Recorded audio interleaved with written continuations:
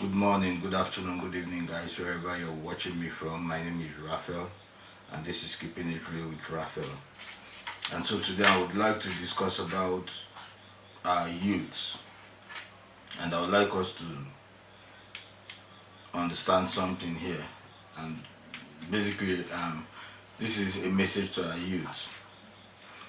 I would like our youth to understand that this election that will be taking place next year should be a very, very, very important election for us. And why do I say it should be an important election for us? Because you can imagine our parents or our elders when they were our age.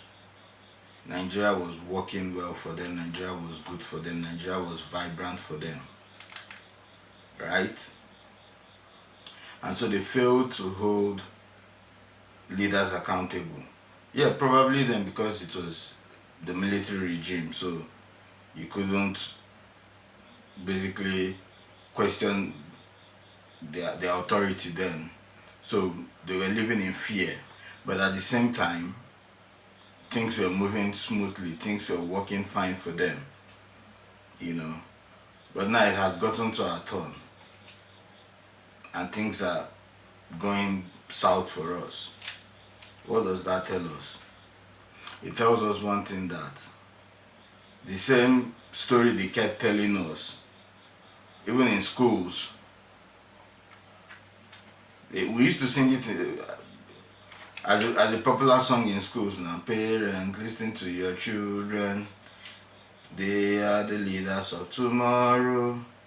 Try to pay our school fees and give us sound education, right?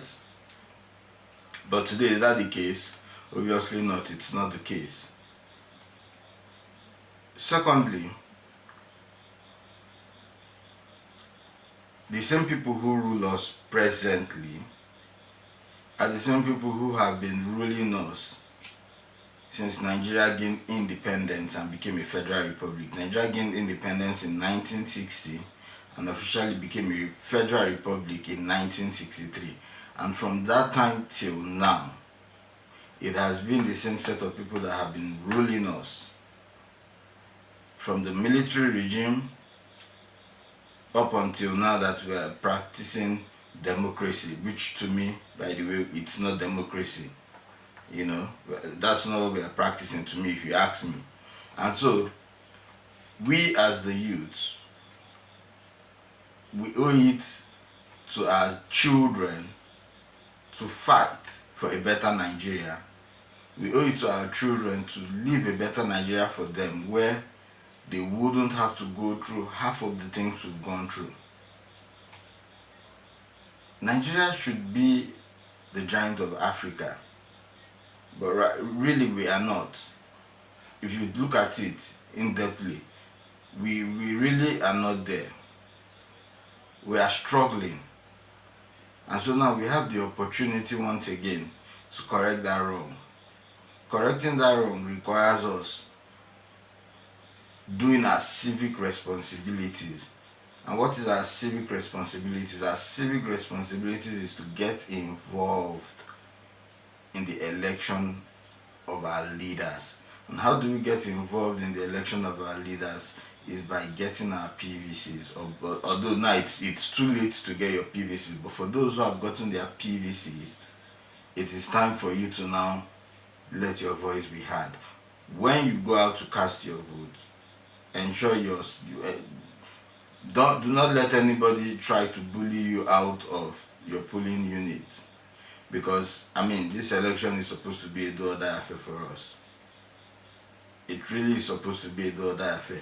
Don't you like how you go to other countries and you see how everything is working smoothly for them? If we're enjoying that in Nigeria, would it be a bad idea? We don't have, other countries don't have 20 heads. They all have one head, just like us. And as such, we should be able to make sure that our voices are heard. let us not do the same mistakes our parents made. This is a desperate call for Nigerians. It's a desperate call because you see a lot of people insulting Nigeria, especially people who say our president said we are lazy. And when they begin to make sentences like that, you don't blame them, do you? No, you don't. How can the president open his mouth and say the youths are lazy when the youths are the people who make up the economy of the nation? Right? But the youth are suffering. Kidnapping is happening everywhere. But they don't know. Yet you see them play like nothing is happening. Armed robbery is going everywhere. Fulani headsmen are there. It's all chaos and chaos and chaos. But yet the average Nigerian youth gets up, picks himself up, straps himself by his boots and gets going just to make sure that he's fending for himself, because the government does not have your interest at heart.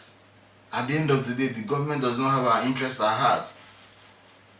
You know, the only interest they have at heart is their own. As they would always tell you, oh, politics is no permanent friend, only permanent interest. So what is their interest? Personal interest. How many of them are actually looking out for their citizens in their different states in Nigeria? How many of the governors are even doing that?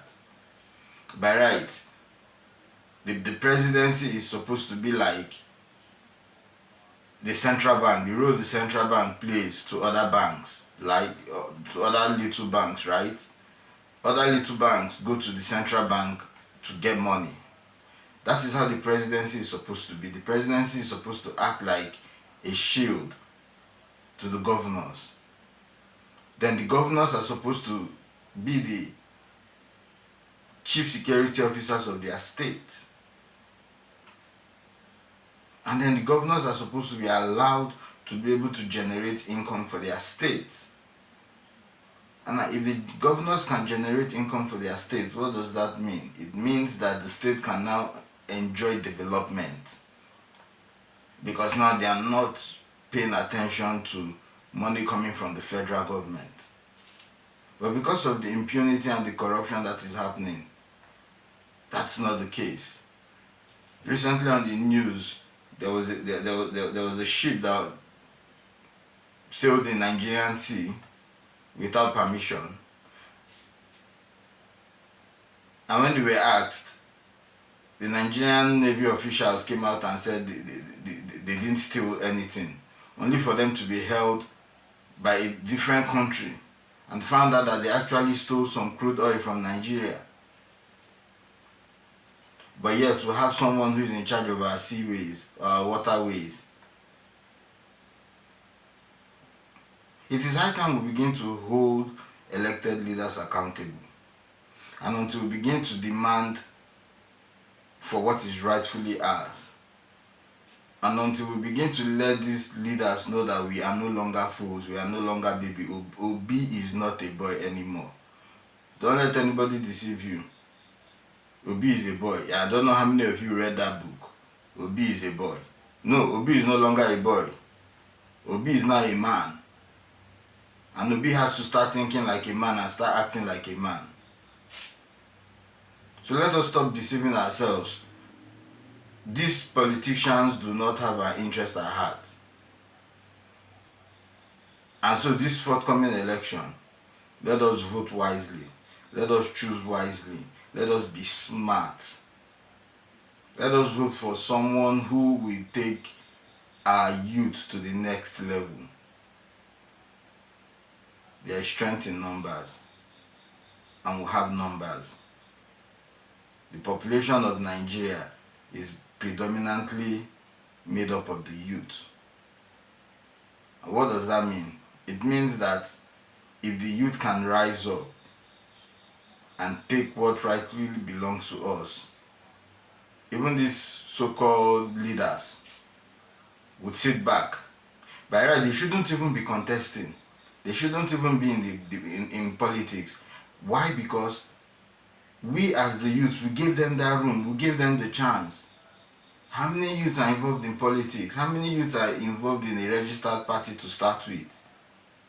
It's because we don't get involved in all these things, and that's why they think they can do anything and get away with it. It's high time we as the youth start getting involved in politics. After all, Justin Trudeau of Canada, how old was he when he became the Prime Minister of Canada? Or is it France, Emmanuel Macron? Or is it Zelensky of Ukraine? These are all young people. They are all young people. What happened to the young people of Nigeria? What happened to the young people of Africa? And to think that most of all these resources came from Africa. Most of all these resources used in developing the Western world, as we would like to call it, came from Africa. But yet Africa, we are still behind. Because we allow old men, we allow people who do not have vision to rule us. And we think it's okay. So this is a desperate call for all our youths. Not just only Nigeria, but Africa as a whole. It is time for the youth to rise up. It is time for the youth to realize the potentials that they have. It is time for the youth to understand that they have the power to make decisions. The future belongs to the youth. Most of all these leaders that are old, they are very close to their grave, whether we like it or not. So the sooner the youth begin to get involved in politics, the better for us. Thank you very much and have a nice day.